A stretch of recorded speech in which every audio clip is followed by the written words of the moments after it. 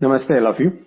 So last week we were seeing various stages of life and also what is the way it is connected with one another and how it is related with this practice of yoga.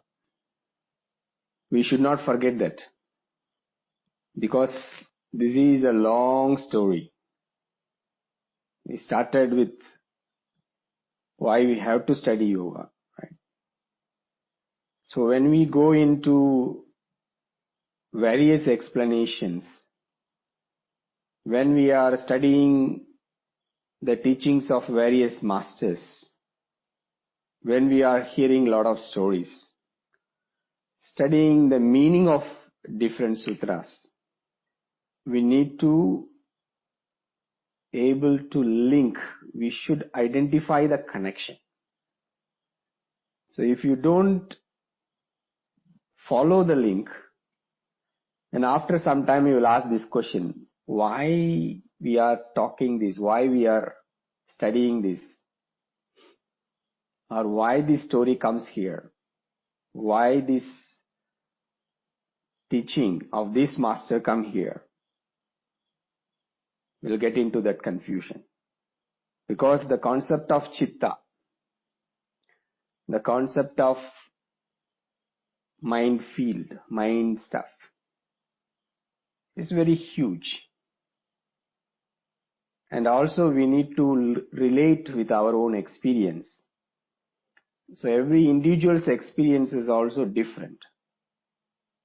So I hope you are following the link and able to see the connection. Atta yoga anushasana. Yogas Chitta Vritti Nirodha. We will still explore about the nature of the mind now and then, and also how it is approached by various masters, means like different schools of thought. If we just focus, then it becomes kind of academic study. What is the meaning? What this commentator says, what this master says. But let us try to go through our own experience, whatever we know, and once we study further, then again we come back. This is the way it will be easier to understand. So the next sutra says, what happens? Okay. Yoga is cessation of the fluctuations, of these fluctuations of the mind. Now, if the fluctuation cease to exist, completely there is no fluctuation, what happens? Tadā, draṣṭuḥ, svarūpe avasthānam. That is the next sutra. I am not really going to explain word by word what is the Sanskrit and root and everything. Plenty of books are there for that. Let us understand the meaning. Then the seer establishes in his own abode, in his own self. The meaning of this sutra. When the fluctuation cease to exist, then the seer establishing, staying, living in his own self. Then naturally we get this question, who is this seer? Who is the seer? The person who sees is the seer. Who is that person? The teacher is seeing when you are meditating. The family members are seeing. Friends are seeing. If we go online, the whole world is seeing. Literal meaning, if you go generally, we go into that way, right? But it is happening within oneself. So, how it is possible? Previous sutra says, all the fluctuations of the mind need to stop. This sutra says, draṣṭuḥ, the one who sees. Svarūpe, in his own nature, abides in his own nature, establishing in his own self. If we don't question this again and again, we don't really move to the subtle aspect of our existence. So far, we are so much associated with our body. Even we are able to see, recognize the body is different. We are so much associated with our own mind. So let us examine that. Can we see anything without the mind? Can we experience anything without the mind? Without our senses within that mind complex? Now if we look only the senses, can we get anything without the senses? So I hear, taste, smell, see, feel. So everywhere my sense organs are actively doing its job, so I am getting some information. Now when I go to meditation, what happens? Though I don't want to hear, that's the time I clearly hear all the noises. Not only outside, inside also. The more you meditate, you can see that how the digestion is happening. Literally you can hear. Especially if you sit after some particular type of food. Cessation of thought process. No fluctuation. So now in the meditation, okay, I get away from external world. Slowly withdraw the senses. Then what is bothering me or what is really happening all the time is the thought process. Varieties of thoughts. I'm able to see that thought process. I'm able to recognize how my mind is constantly talking. So here, I'm seeing the body, withdrawing my connection from there. I'm able to see these various sense organs and it is what they are all doing. Then I'm withdrawing from there. I'm seeing the breath movement. I'm feeling that. I'm recognizing that. Then I move into thought process.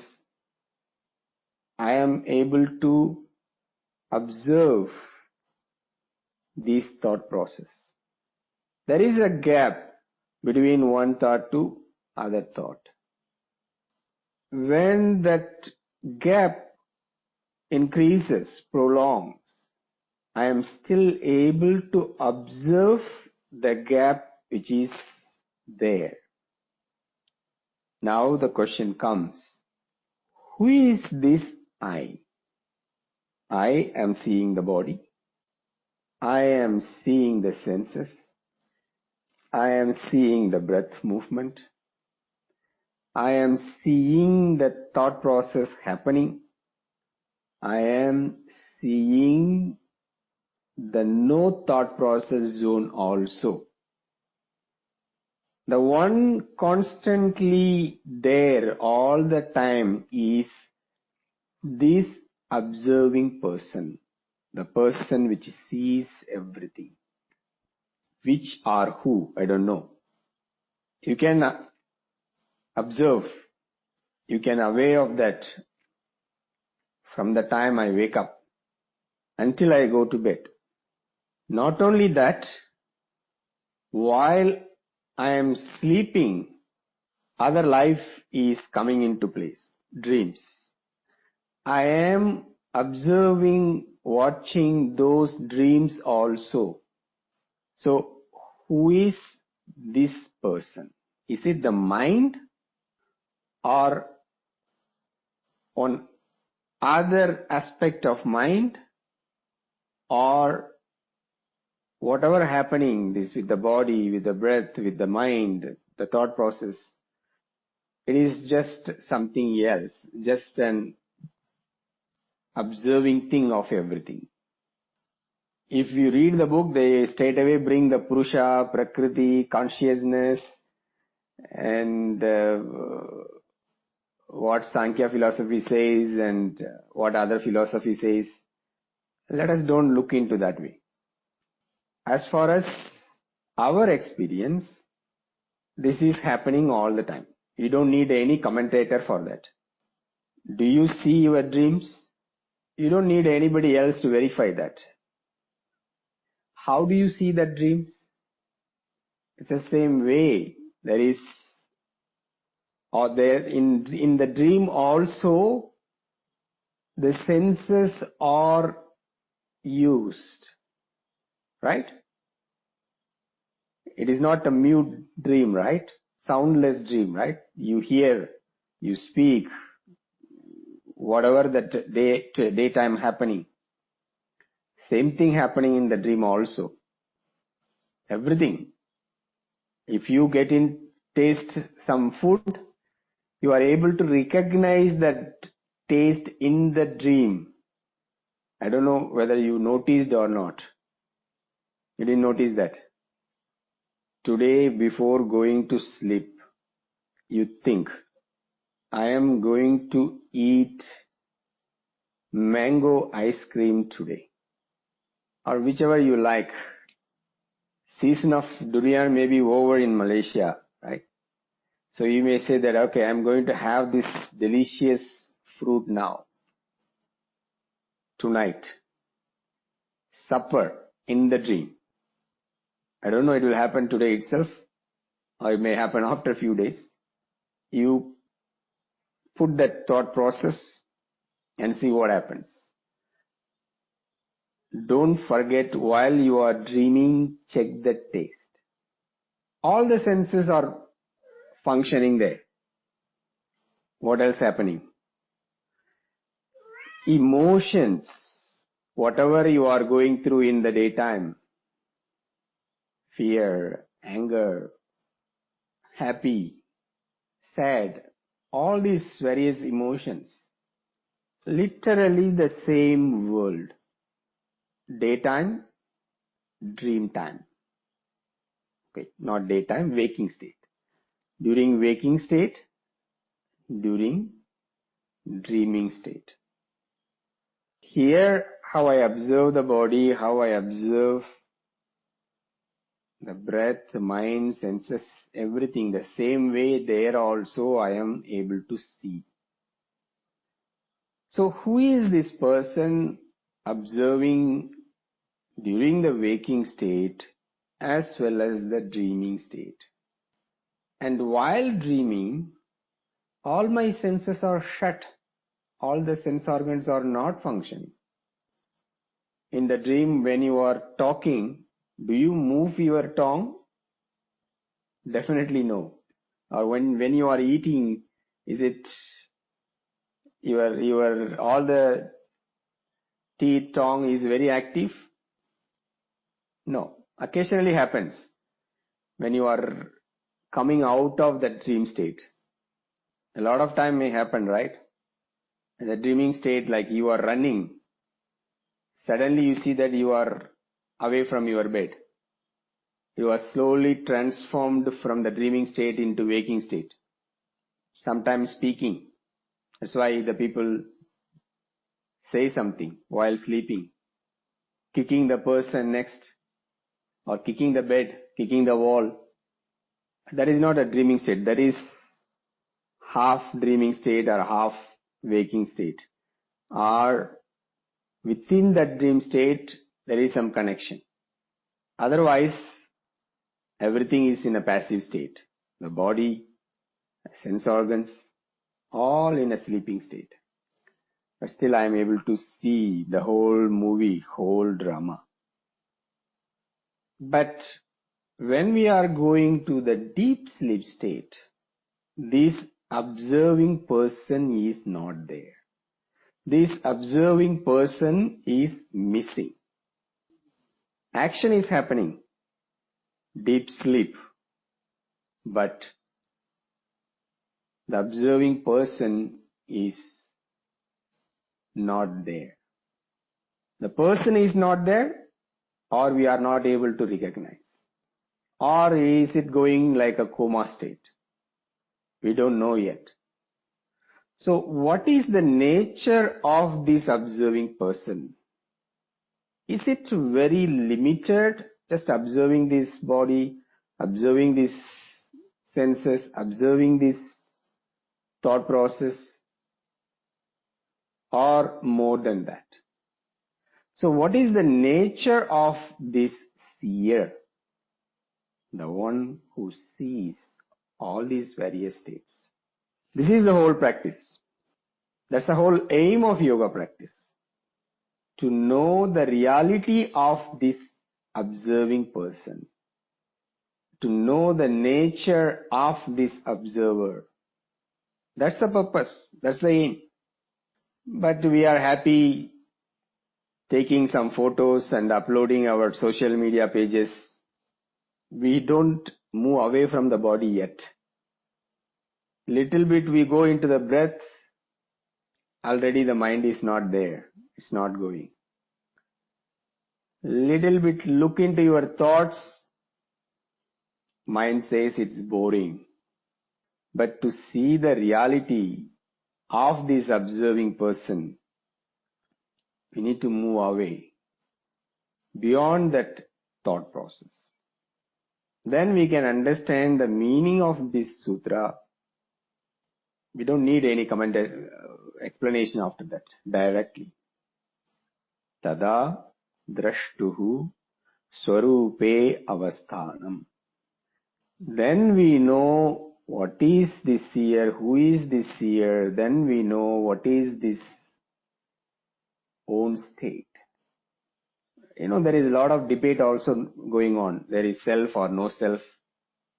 These various types of consciousness. What is the connection of this consciousness with the mind? The mind is different, consciousness is different. What is the nature of the mind without consciousness? What is happening in the brain when this consciousness into these various states? Various researches going on, debates going on that. But that is not our problem now, right?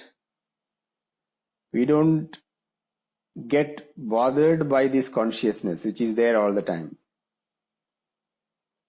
Our problem is maybe our spouse, our children, or our monthly bills, or the neighbor, or the boss, or our politicians.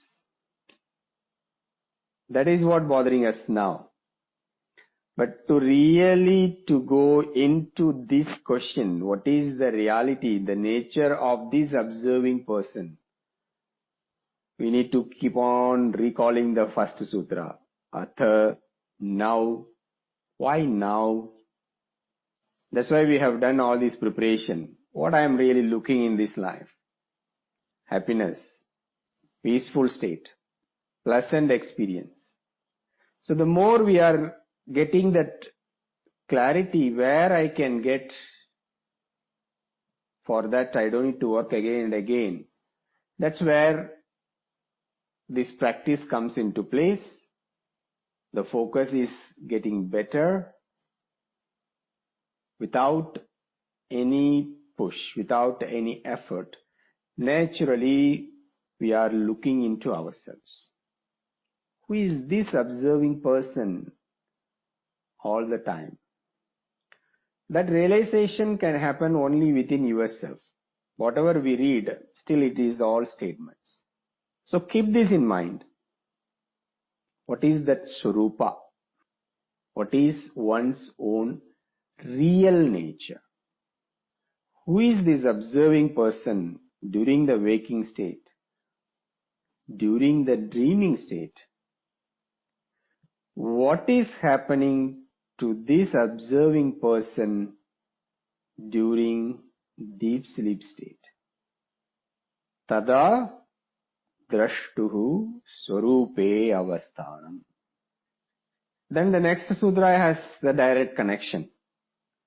When this seer, when this observing person, not in his own nature, it is associated with all this thought process, with the mind. Vritti svarūpyam itaratra. Svarūpyam. Svarūpyam itaratra. Just understand the meaning. When the thought process are there, the mind is there, the whole mind field is active. This observing person, this observer, this seer is actively associated with this vritti, means that mind field, that thought process, wherever it goes. I am associated with the body, the observer associated with that. It is not a simple association, rather it is completely identified with that. You need to see the difference. In fact, all these three sutras, we can say the definition of yoga. It is not ending there. The second one, yoga Chitta Vritti Nirodha, is not ending there. Then the seer abiding in his own self. Tadā draṣṭuḥ svarūpe avasthānam. When it is not abiding, vritti svarūpyam itaratra. It is keep identified with all the various thought process, and the life goes in that way. So we can say all these three sutras combinedly giving the statement, what is the meaning of yoga? What is yoga? What we can recognize, understand easily is this thought process, the mind stuff, memory, intelligence, all related with that. But this seer, observer, we don't know. And what is its nature? We don't know. Even we know, we are not able to identify that or recognize that. And that is what this whole direction or purpose of practice, and that is what in following sutras it is going to be explored. So he is going to talk about the nature of vritti. Again it will go into the mind, various states of mind. So if you read any commentary, this is what you need to look into that. In this way, if you approach, you can see that a lot of explanation is given. That is because those masters already have got those experiences. They know, from their knowledge, they are explaining it. So we don't need to just repeat it or just accept it. We see what they are saying. Then we bring into our practice, and from there we identify, we recognize. As per Sankhya philosophy, from Sankhya only yoga comes. This is separated. The seeing person, the observing person is one entity. All other things are other entity. Two different entities. That's where the fundamental difference comes between these various philosophies. So right now we don't need to worry about it. But as per our experience, this is clear. This observing person is different. observing things are different. I observe the body. Body is separate, observing person is separate. I observing the senses. Senses are separate, the observing person is separate. I observing this various thought process. Thought process are separate. This observing person is separate. This is everybody's experience. Now, when we are doing meditation, when these thought processes are slowly coming down, reducing, where only the observing person is there, it may be very short moment, 1 minute, it may be 10 minutes, it may be even longer. The more we stay there, the more we are able to experience, we are able to see that. So, this is not necessary that you need to practice only when you spread the mat. I am observing my leg. I am getting the pain. I am observing the pain. I am rolling my tailbone. I am able to see. I am not able to see. I am lengthening my spine. I hear, I try, feels happening, but I don't see. Right? It is not only we are observing doing the asana, while doing the asana. This observation is happening, but we are not able to separate it. That's what you need to look into that. When you are observing the body and see the differences. Observing person, observing thing, object. When you are observing the breath separate, observing person is separate. Same way, look into your thoughts also. When we practice that, then you are able to observe your emotions also separately. Anger happening. Anger is separate. I am observing the anger separate. Happiness, joyful nature happening. I am able to observe that happiness separately. The same way, all the emotions. Then you don't associate, I am in bad mood. I am in good mood. I am angry. I am sad. You don't associate the observing person with all these various experiences. Slowly you are able to see it objectively, like you are observing the other person. It's not meditation practice, something you have to do only by closing the eyes or separately. The whole yoga practice is not only on the mat. In fact, whatever we are doing, asana, pranayama and various practices, it is to direct this observing activity. It is to see the difference between this observer and all other things.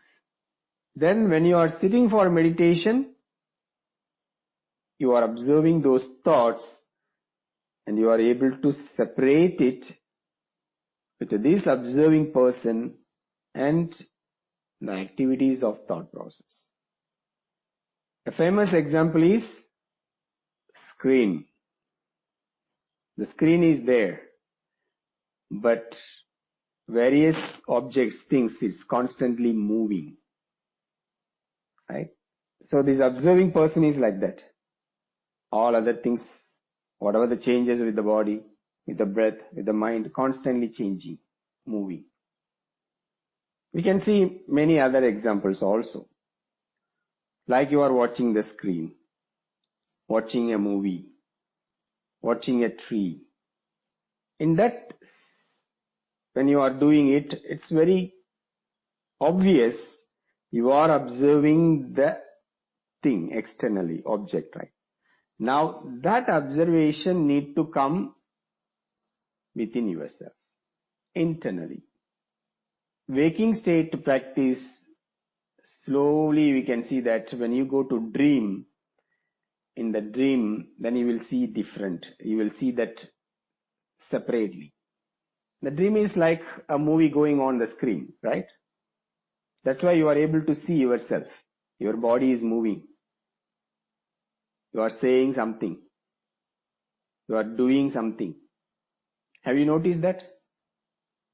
So, let us see that. Let us continue that. Then probably after some time, the meaning of this sutra. What is that svarūpa? What is this seer? Keep that in mind. We are going into the nature of mind, structure of mind, all these thought process, emotions, why we are not able to stop and we sit for meditation. All these things we will study through other sutras. I think I have some questions here. Oh, a lot of things. These sense organs existing on gross body physically and also in subtle plane also. Yeah, see, this physical sense organs, it's an instrument to receive that experience. Where is that experience happening? At the subtle level, subtle plane. That's why this whole argument happening. Brain and mind. Before itself I said, don't confuse with consciousness. Okay. Let us just translate Chitta as a mind field. That's why I said it is including of everything. Memory, intelligence, identification, that the ego, I-ness, me, myself, all put together. We say mind. Brain is the instrument, the organ for the mind to connect. Whatever happening. What is happening? It is happening in the subtle plane. Memory, all these things related with that subtle plane. Same way, sense organs. I hear, sense organ, but that sense of hearing, it is happening through the help of these ears in the subtle plane. That's why when the eyes are not working, say it has some defect. So that action is not happening, but still there is in the subtle level the darkness. It is not black or anything, the nothingness, the emptiness, that kind of vision, because it is happening on the subtle plane. So these instruments, physical level is the organs, instrument, and from there when those activities are happening, the action that is happening on the subtle plane. That's where we are able to recognize it. That's why it comes like intelligence, mind and everything. That is the reason also, even when it is not active during the dream state, still we are able to sense that, right? Can I said the observer, seer is the consciousness mind. So which part of the brain is responsive for consciousness? According to modern science, the cerebrum is the largest brain structure and part of the forebrain or prosencephalon. It is prominent outer portion, the cerebral cortex, not only processes sensory and motor information but enables consciousness, our ability to consider ourselves and the outside world. Okay, that's what I said now. This is what this whole science world is pulling their hair, if there is hair, or breaking their head, because concept of consciousness is not in your brain, in the physical organ. Who says that? It's not I am saying. That is what this whole masters, Eastern side, this whole philosophy, whether it is any school of thought you say, yoga or Advaita or Buddhism. So if you see that everything, the whole idea of this so-called consciousness is not limited to brain. That's where this religious issue comes. What is that? There is no life after this. Ending. Reincarnation. No reincarnation. Then here it's fully about how this subtle body carries forward, continues further, and this cycle is continuing. But for now, let us keep aside. That is not our issue now. So let us not come to any conclusion on that. That's why even I am avoiding to use this word consciousness. If I want to introduce later, I will straight away use the Sanskrit word than using the English word. It will confuse, especially those who are not familiar with this whole subject. So I consciously avoiding the word consciousness. You can see that the word I use consciously is a different meaning. I use the consciousness, so called that, it is a different meaning. So let us keep this, the whole phenomena as mind, which we are very familiar, right? We have the memory, we have the intelligence. We're supposed to have intelligence. So all these things we are able to recognize. We are able to. So right now, the definition for seer, the one who sees, you just take it literally. Now what I can see, as I explain all this from the beginning, I see the body, I see the breath, I see the senses, I see the thought process, and all the stuff related with the mind. I am observing. Until that, we have the experience. Then what is the nature of that? That's what we are going to explore further, study further. Then we can study about whatever the modern researchers saying about it, but it becomes endless. Thousands of explanation given now. So many theories. And going back again to all these neurons and the brain on that, we don't get into that now. It's endless. Let us go through our own experience. Do we have any device to stop a dreaming stage and allow man to maintain at deep sleep mode? We have many devices. What is the dream? I think one of the other session I was telling, whatever happening in your waking state, what is the nature of the mind? Chattering mind, imagining, fearful, angry, joyful, attached with something, want something, don't want something. So this whole process going on during the waking state. Now, when we go to sleep, during the dream, still continuing, the same mind continues. So the same chattering mind continues. And it is not just limited to that.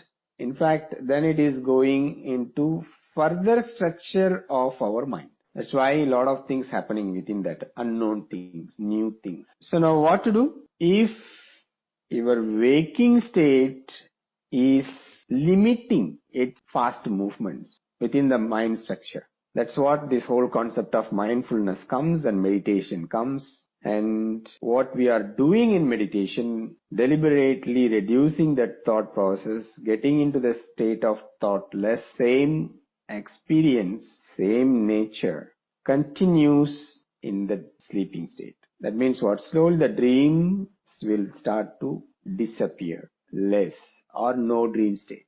That means straight away you are going into deep sleep state. It may be 4 hours, 5 hours, or even less than that, but it is a quality deep sleep. So that mindfulness, that meditative state during the waking time is the device.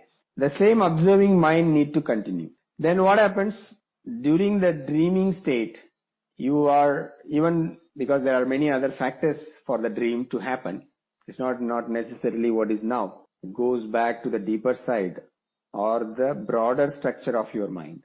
So even when the dream happens, then you are completely an observer there also.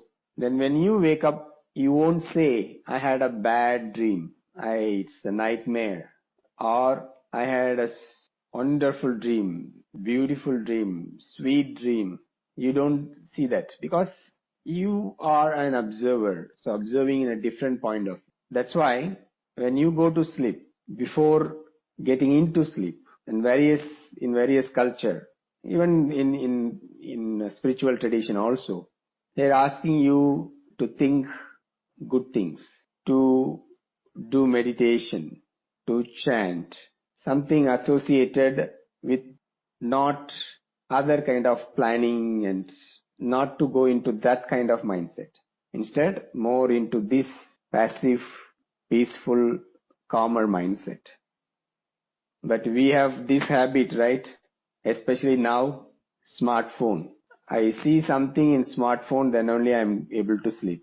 I need to hear this music, then only I can sleep. We have this kind of habits. So a best way is sitting for meditation, 10 minutes, just 10-15, then go to sleep. It will change your experience of sleep. And also this is, I think, everybody's habit. It becomes a global culture now. So you wish others. You don't end just by good night. It goes further. Have sweet dreams. That means what? Actually, literally, what is the meaning? Whether it is a sweet dreams or nightmare, you don't sleep well. Have dreams. Actually, what we are wishing not to have a good sleep. When we say have sweet dreams, we can say other way. Anyways, the dream's going to happen. So, because of that, the wish is to have a sweet dream, not nightmare. But it's better to wish no dreams. Have deep sleep. It's a good sleep. Easy that way. Have a good deep sleep. That's what we are looking for. That's what we need. You explore that before going to bed. Instead of, avoid the devices, not serious thought process. Instead, getting into that calm state, 10-15 minutes. Then go to sleep. Check that what is the effect of it. How to explain about we see and something in the dream, and later we see and feel the same in the waking state.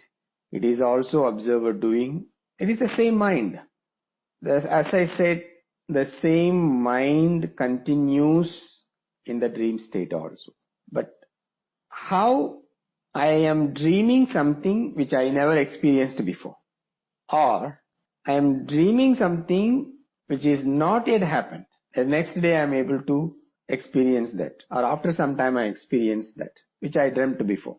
That's why the nature of the mind is what we experience now. It is more than that. More huge, more broader, more vast, unimaginable. Then you can recall these various stages. Conscious mind, unconscious mind, collective conscious mind, cosmic conscious mind, right? All these various different stages or levels or planes. We don't know. That is what we are exploring. That's why we need to keep this in mind. Yoga practice is not just about turning the muscles, turning the mind, digging deeper side of the mind, moving away and see the broader picture of the mind. So right now there are many explanations, but don't worry. Don't give attention to those explanations. We just need to see that we don't know many things about mind. And that's what I'm going to explore. That's what I'm exploring. Look into that way. So I'm not interested in many explanations are there, but I'm not interested in that. Okay. Body layer, energy, mind, intelligence, ability to discriminate, bliss state, seer, observer. So now we have the observer on the seat. Who is the person aware of the seer or observer? I am confused. Welcome to yoga practice. Confusion is the prop, is the instrument, is the stepping stone to get the clarity. That's why this contemplation is very important. This questioning is very important. If we don't question it, if we simply accept it because Patanjali says, because this book says, that book says, we don't see through our own experience, right? So we question, that leads to confusion. That confusion leads to certain clarity. That clarity will lead to more questions, more confusion. That will lead to more clarity. This is the whole methodology.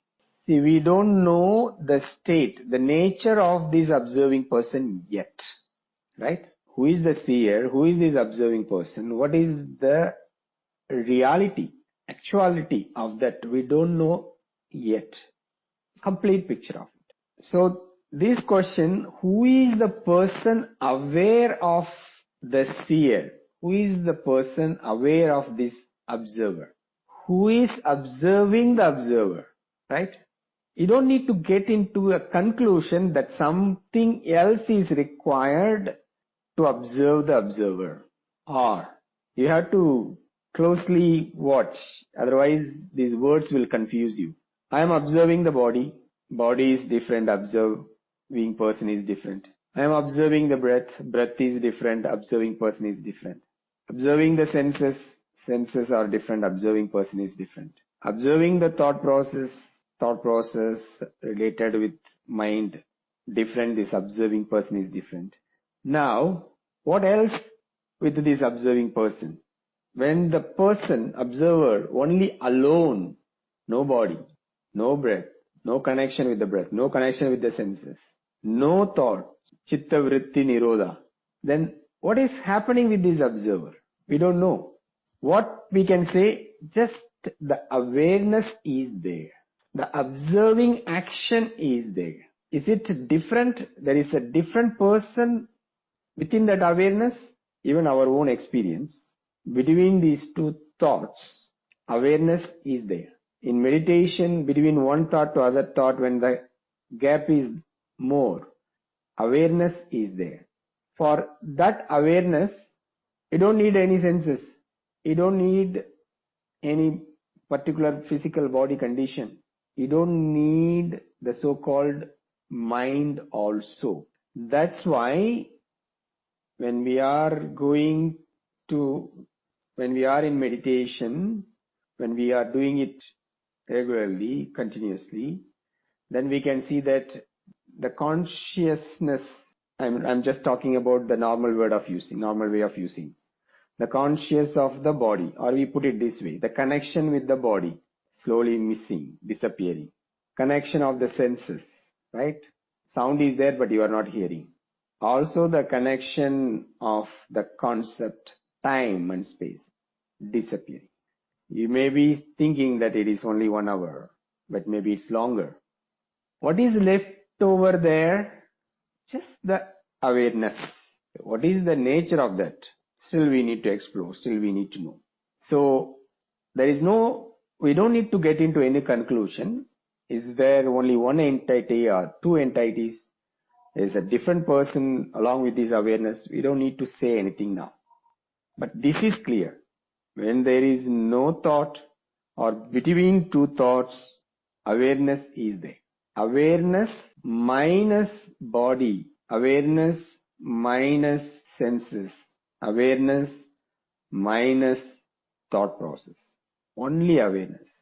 And that is what we are striving through meditation. When that awareness is prolonged, when it is going deeper, then we are able to see the reality more clearly of this awareness.